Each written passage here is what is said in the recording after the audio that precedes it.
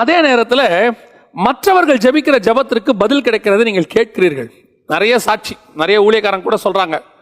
ஆனால் நீங்கள் அதே காரியத்துக்கு தான் ஜெபம் பண்றீங்க. அது என்ன வேணாலும் இருக்கட்டுமே, உலக பிரகாரமான ஆசீர்வாதமாக கூட இருக்கட்டுமே, என் பிள்ளை பேரா கூட இருக்கட்டுமே, அல்லது ஏதோ ஒரு வழக்குக்காக வாதுக்காக, எதுக்கு நீங்க ஜெபம் பண்றீங்க? உலக பிரகாரமா இல்ல ஆவிக்குரிய விதத்தில் கூட வச்சுக்கோங்களேன். கீழானவைகள் மேலானவைகளுக்கு நீங்க ஜெபம் பண்றீங்கன்னு வச்சுக்கோங்க.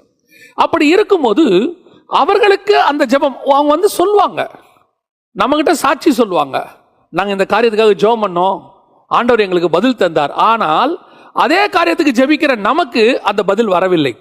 பல நேரங்களில் நமக்கு இது சந்தேகமா இருக்கு. ஒரு இடத்துல நம்ம ஃபெட்டப் ஆயிடுறோம். நம்ம ஜெபம் பண்ணலாம் ஒன்றும் பதில் கிடைக்காதுங்க, நம்மளும் ஜெபம் பண்ணி பார்த்துட்டோம், இதுக்கு மேல பதில் கிடைக்காது. ஆனால் அதே பிரேயரை இன்னொருத்தர் செய்யும் போது அவர்களுக்கு கிடைத்திருக்கிறதே. இன்னைக்கும் சாட்சி சொல்றாங்களே, என்ன அப்படின்னா, உங்க பிரேயர் எதிலிருந்து வருகிறது, அதோடு கூட நீங்கள் எந்த அளவுக்கு ஒன்றி போய் இருக்கிறீர்கள். கிடைச்சாலும் பரவாயில்ல, கிடைக்காவிட்டாலும் பரவாயில்ல அப்படின்ட்டு சிலர் கேட்குறாங்கன்னு ஜெபம் பண்ணுவாங்க. நான் இப்போ ஒரு உதாரணம் சொன்னா உங்களுக்கு தெரியும். நிறைய ஊழியர் இடத்துல நீங்க போய் ஜெபிக்க போறீங்க இல்லையா, நிறைய ஊழியர்கிட்ட போறீங்க. அப்படி ஊழியர்கள்ட்ட நீங்கள் போகும்போது ஒரு சில ஊழியர்களுடைய அதற்கு நீங்க சொல்ற ஜெப குறிப்புக்கு அவங்க ஜெபம் பண்ற விதத்துக்கும் மற்றவர்கள் ஜெபம் பண்ற ஜெபத்துக்கும் டிஃபரன்ஸ் இருக்கும்.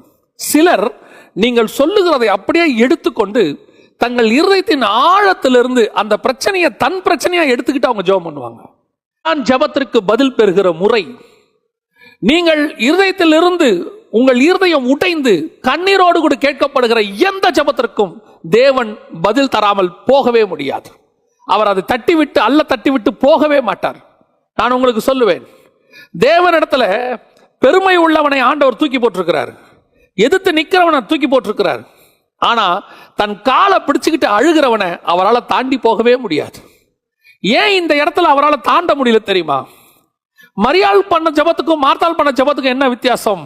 மார்த்தாள் இடத்துல அவளை தேற்றக்கூடிய வார்த்தை இருந்தது, அந்த வார்த்தை நல்லது, நான் வார்த்தையை குறை சொல்லவில்லை. ஆனால் மரியாள் இடத்துல கர்த்தருடைய இருதயத்தை உடைக்கக்கூடிய கண்ணீர் இருந்தது. அந்த கண்ணீர் இருதயத்தை, இயேசுவின் இருதயத்தை உடைத்து, வசனம் சொல்லுது, இயேசு கண்ணீர் விட்டார். இயேசு கண்ணீர் விட்டார்னா யோசித்து பாருங்க. அவருக்கு நல்லாவே தெரியும் லாசரை உயிரோடு கூட எழுப்ப போறேன்னு சொல்லி. அப்படி தெரிஞ்சவரே ஆவியில கலங்குறார், கண்ணீர் விடுறார். அடுத்த வார்த்தை, எங்க வச்சிருக்கிறீங்க அவனை? இவகிட்ட கான்வர்சேஷனே கிடையாதுங்க. இதுதான் தேவனுடைய இருதயம். கர்த்தருடைய இருதயத்திலிருந்து நீங்கள் பதிலை வாங்குவது. உங்கள் ஜெபத்திற்கு நீங்கள் உண்மையான ஆழத்திலிருந்து, இருதயத்தின் ஆழத்திலிருந்து உண்மையான தேவையோடு கூட நீங்கள் ஜெபிப்பீர்களானால் இந்த காலை வேளையில கர்த்தர் கொடுக்கிறதான வார்த்தை அதற்கு பதில் வராமல் போகவே போகாது.